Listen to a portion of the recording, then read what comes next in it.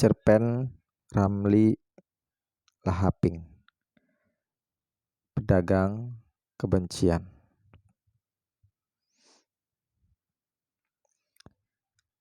Kegamangan menyesaki perasaanku. Tiba-tiba saja aku jadi ragu untuk benar-benar menemui narasumberku. Namun, kekalutan sekacau apapun memang tak semestinya menghentikan langkahku. Bagaimanapun, aku adalah seorang wartawan dan aku harus melakukan wawancara untuk menyelesaikan liputan sesuai dengan perintah redakturku. Sejujurnya, aku tak punya keseganan dan ketakutan untuk mewawancarai siapapun. Aku sudah berpengalaman mewawancarai orang-orang dari berbagai latar belakang. Tetapi pemindahanku dari bidang pemberitaan politik ke pemberitaan hiburan membuatku harus menyesuaikan diri dengan perkara yang remeh-temeh dan sensasional dari para selebritas. Dilematisnya kali ini aku harus mewawancarai Boy, seorang selebritas yang lahir dari dunia maya. Ia mungkin masih asing di layar televisi, tetapi ia cukup terkenal di layar ponsel. Ia adalah seorang YouTuber ternama karena unggahan kontennya yang kerap menuai kontroversi. Ia begitu pandai melakukan pansos dengan menyinggung selebritas yang sudah tersohor, hingga namanya mengorbit di lingkaran selebritas nasional. Boy memang sudah begitu tenar bak artis-artis ibu kota. Orang-orang terus membahas dan membagikan unggahan konten YouTube-nya di berbagai platform media sosial. Padahal ia sama sekali tak punya produk kesenian yang membuatnya pantas disebut artis. Ia tak punya karya, semisal film atau musik, sebagaimana selebritas hiburan pada umumnya. Tetapi dunia maya telah membuka peluang baginya untuk menjadi selebritas tanpa karya artistik. Ia hanya terus memberikan komentar negatif terkait karya dan kehidupan para selebritas untuk mendulang popularitas. Sampai akhirnya pemuda desa berusia kepala dua yang hanya seorang tamatan SMP dan tak punya pekerjaan yang jelas itu berhasil menjadi YouTuber jutawan. Kenyataan itulah yang membuatku jadi setengah kagok untuk mewawancarainya. Itu karena aku meyakini bahwa ia adalah lelaki urakan yang tidak ramah, sebagaimana tampakannya di kanal YouTube-nya. Ia yang gondrong dan bertato, begitu enteng berkata kotor dan kasar. Karena itu, sebagai seorang perempuan, aku was-was kalau ia memperlakukan aku secara tidak sopan. Tetapi di tengah kebimbangan, aku terus saja memacu sepeda motorku di jalan desanya yang lengang. Aku pasrah untuk mengarah ke kediamannya, sesuai titik yang ia terangkan kepadaku melalui pesan WhatsApp. Sampai akhirnya, dengan petunjuk beberapa warga, aku pun tiba di depan rumahnya yang cukup sederhana. Selepas memarkirkan sepeda motor, seketika pula aku menyaksikan pemandangan yang tak pernah kuduga-duga. Pada ruang dalam rumahnya, dari balik pintu yang terbuka lebar, ia tampak menyuapi seorang perempuan tua yang duduk di kursi roda, yang tampak seperti ibunya. Karena itu, persepsiku jadi sedikit berubah tentang dirinya.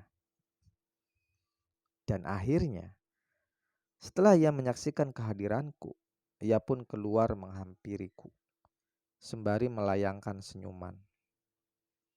"Kamu lihat wartawan yang hendak mewawancaraiku?" Aku pun mengangguk dan membalasnya dengan senyuman simpul. Masuklah kalau begitu, jangan segan-segan, katanya dengan nada suara yang bersahabat. Sontak saja, aku terheran atas sikapnya yang begitu ramah. Kesan-kesan menakutkan tentang dirinya di dalam benakku jadi sedikit susut. Sesaat kemudian, kami duduk berhadapan di teras depan rumahnya. Kami lantas melakoni sesi perkenalan dan basa-basi untuk saling mengakrabkan diri. Dan seiring itu, pandanganku tentang dirinya makin berubah. Ia jauh dari kesan lelaki pembuat onar seperti yang tampak di dunia maya. Ia adalah lelaki yang tampak sopan dan rendah hati. Apa yang terjadi dengan ibu? Tanyaku kemudian. Ia kena stroke. Ia juga mengidap beberapa penyakit kronis yang lain. Jawabnya dengan raut tenang. Aku pun merasa kasihan. Kenapa tidak dibawa dan dirawat di rumah sakit? Sudah. Tetapi rumah sakit di sini kan belum punya fasilitas yang memadai untuk pengobatan penyakitnya. Ia lantas mendengus lesu. Aku memang punya rencana untuk membawanya ke rumah sakit yang lebih canggih. Tetapi aku belum punya uang untuk melakukan itu. Ya, mungkin nanti kalau pendapatanku dari YouTube sudah cukup. Jadi, tujuan kakak menjadi YouTuber adalah untuk pengobatan ibu? Tanyaku setengah penasaran.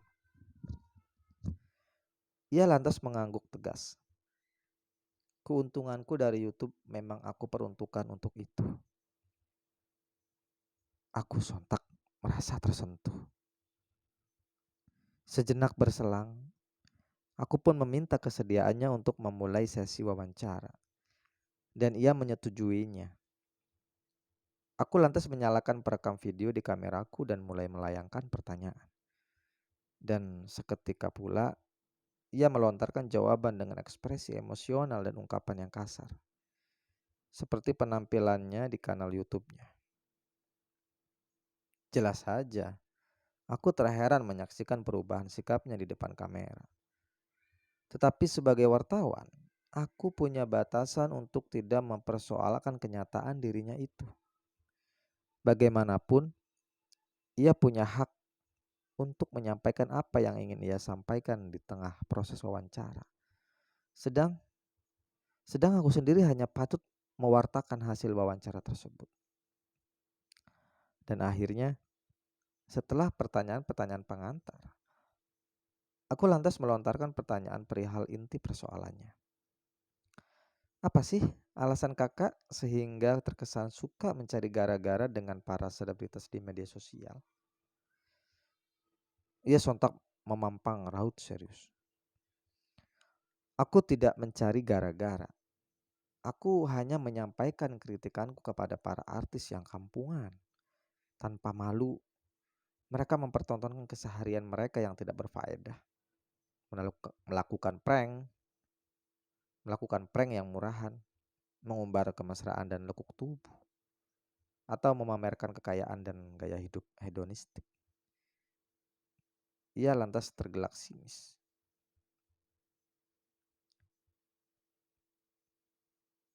Dan lihatlah sekarang. Mereka tak segan-segan menyewa stasiun-stasiun televisi untuk menyiarkan tetek bengek pesta pernikahan mereka yang jelas tidak berguna dan tidak mendidik bagi masyarakat. Apakah perilaku semacam itu tidak patut dikritik?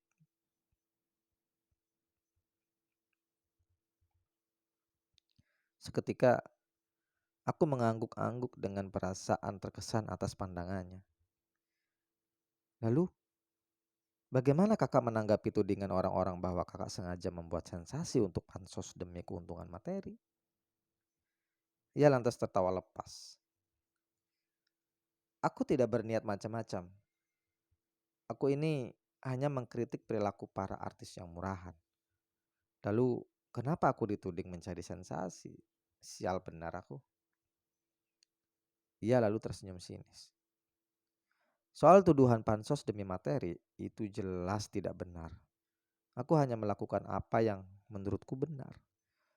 Kalau kemudian orang-orang menanggapi itu dan membuatku tenar, juga membuatku memperoleh penghasilan, ya itu adalah dampak yang berada di luar kendaliku. Tapi konten-konten reaksi yang kakak unggah di kanal YouTube kakak kan penuh dengan bahasa yang keras dan melebih-lebihkan. Seakan-akan kakak memang sengaja memanas-manasi keadaan untuk mendapatkan perhatian. Sergahku. Ia lekas menggeleng-geleng. Sekali lagi, aku tegaskan bahwa aku tak berniat membuat keonaran demi ketenaran. Kalaupun kata-kataku terkesan kasar, ya itu hanya wujud reaksi emosionalku yang sudah kadung kesal kepada para artis kampungan yang tidak menyadari ketololan dan dosa-dosanya itu. Mendengar jawabannya tersebut, aku pun menemukan sisi pembenaran sikap atas sikap yang urakan di media sosial. Namun seketika pula aku terpikir atas dampak negatif dari sikapnya itu. Tetapi bagaimana kakak merespons anggapan bahwa kakak memberikan contoh yang tidak baik bagi generasi muda? Bahasa kakak kan kerap mengandung kata-kata yang tidak pantas dikonsumsi anak-anak. Padahal mereka bisa saja menonton konten kakak. Ia lantas mengembuskan napas yang panjang dengan raut yang tampak berpikir-pikir sampai akhirnya ia menjawab dengan sikap santai. Soal itu, aku kira konten artis-artis itu jauh lebih merusak generasi muda kita.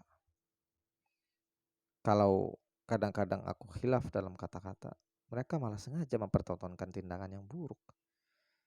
Tetapi sekali lagi, itu hanya wujud kejengkelanku yang tidak terbendung lagi. Maksudku, apakah selamanya kita harus sopan kepada orang-orang yang tidak mau menghentikan kekurang ajarannya? Aku mengangguk, aku mengangguk saja atas jawabannya yang terdengar diplomatis. Kemudian aku lontarkan pertanyaan pungkasan. Lalu bagaimana tanggapan kakak perihal ancaman dan rencana dari beberapa artis atau selebritas untuk memerkarakan kakak di jalur hukum? Ia lantas mendengkus, tampak meremehkan. Aku sama sekali tidak takut. Ia lalu menatap tajam ke mata kamera sambil mengangkat jari telunjuknya.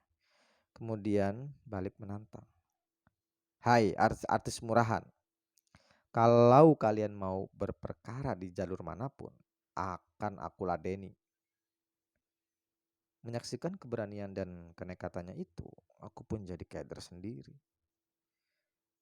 Sesaat kemudian, aku mengakhiri sesi wawancara. Dan seketika pula, ia kembali menjadi pribadi dengan sikap yang tampak biasa. Kini, aku akhirnya memahami alasan yang mendasari tindak tanduknya di kanal YouTube-nya.